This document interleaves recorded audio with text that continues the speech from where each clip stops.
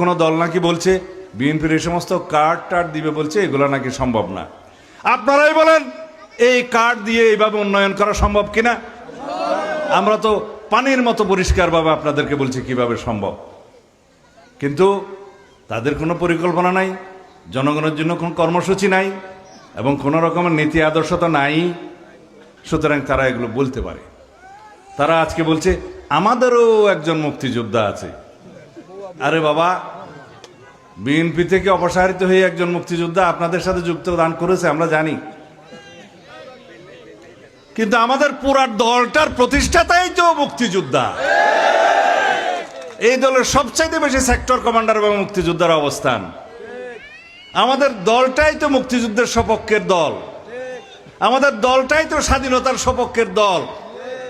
আমরা এই দেশের মাটি ও মানুষকে ধারণ করেই তো আমরা দলটা করি। সুতরাং কেউ যখন বলে আমাদেরও একটা মুক্তিযোদ্ধা আছে, অতএব আপনাদের কোনো মুক্তিযোদ্ধা ছিল না, এখন নতুন করে একজন যোগদান করিয়েছেন, ভালো। আপনারা নিজেরা মুক্তিযুদ্ধের বিরুদ্ধে অবস্থান নিয়ে, দেশের স্বাধীনতার বিরুদ্ধে অবস্থান নিয়ে এখন একটা কার্ড দেখাচ্ছেন যে আপনাদেরও একটি মুক্তিযোদ্ধা আছে। এই সমস্ত প্রতারণা জনগণ বুঝে। যিনি আপনাদের জোটে যোগদান করেছেন তিনি অবশ্যই একজন প্রখ্যাত মুক্তিযোদ্ধা, কিন্তু সাইনবোর্ড দেখানোর জন্য একজন মুক্তিযোদ্ধাকে দলে ভিড়িয়ে এই দেশের মানুষকে প্রতারিত করতে পারবেন না। কারণ আমাদের দলের সবাই মুক্তিযোদ্ধা, আমরা দেশপ্রেমিক, আমরা এই দেশের পক্ষের শক্তি। আর যেই দলের ইতিহাসই হচ্ছে এই দেশের স্বাধীনতাই তারা চায় নাই, তারা কিভাবে মুক্তিযুদ্ধের সপক্ষে কথা বলবে? একজন মুক্তিযোদ্ধা উদ্ধার করে হাওলাত করে কি মুক্তিযোদ্ধার দল হওয়া যাবে? আচ্ছা, আর বলছে আপনাদের পক্ষে এই দেশের ধর্মভিত্তিক দলগুলো তো নাই। কে বললো নাই?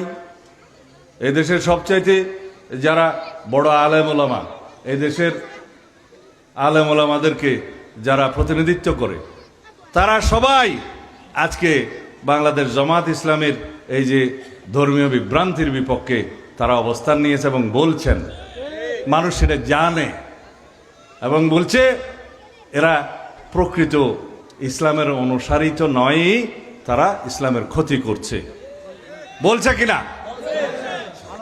আমাদের হেফাজতে ইসলামের প্রধান, আমাদের মুরব্বী আল্লামা বাবুনগরী প্রকাশ্যে বিভিন্ন জনসভায় বলেছেন যে জামাতে ইসলামের এই সমস্ত ফিরকা এগুলা বেদাত এবং এই সমস্ত বক্তব্য আপনারা শুনবেন না, এরা ইসলামের মূলনীতিতে নাই, বলছে কিনা?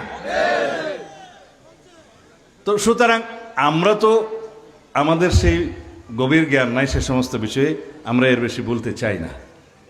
এদেশের মানুষ জানে ধর্মের দোহাই দিয়ে ধর্মভীরু মুসলমান ভাই বোনদেরকে যারা বিভ্রান্ত করতে চায় তাদের প্রতারণার শিকার এদেশের মানুষ হবে না। আমার সনাতন ধর্মী ভাই বোনদের উদ্দেশ্যে বলতে চাই, আপনাদের চেহারা দেখে আমার মনে হচ্ছে আপনারা বেশ কয়েক ঘন্টা যাবত এখানে অপেক্ষা করছেন।